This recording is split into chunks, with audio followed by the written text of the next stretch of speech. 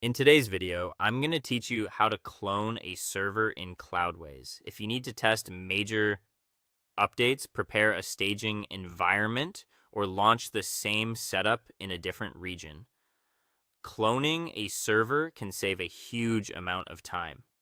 Instead of rebuilding everything manually, Cloudways gives you a built-in way to duplicate an existing server along with its hosted applications and key configurations. In this walkthrough, I'll show you exactly how to do it in a clear and practical way. First, sign into your Cloudways account from your browser and head into the main dashboard. Once you're in, open the servers section from the top navigation. This is where you'll see your available server list. Take a moment to identify the exact server you want to clone. Make sure you choose the correct one, especially if you manage multiple environments like staging, testing, or production. Once you've found the right server, move to the far right side of that server row and click the three-dot options menu. From the drop-down menu, select Clone Server. At this point, Cloudways will show a warning letting you know that cloning is a resource-heavy process. That's completely normal. Confirm that you want to continue, and this will take you to the cloning configuration screen. Now you can define how the new clone server should be set up.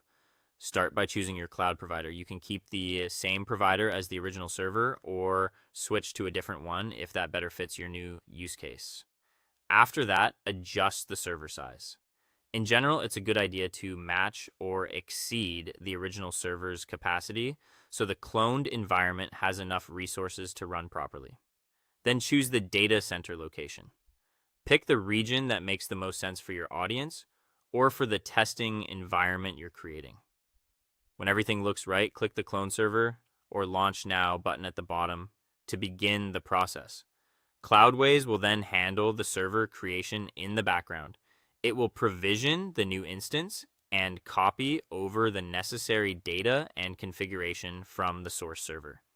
This usually takes around 10 to 20 minutes, depending on how much data exists on the original server. During this time, your current server stays online and unaffected.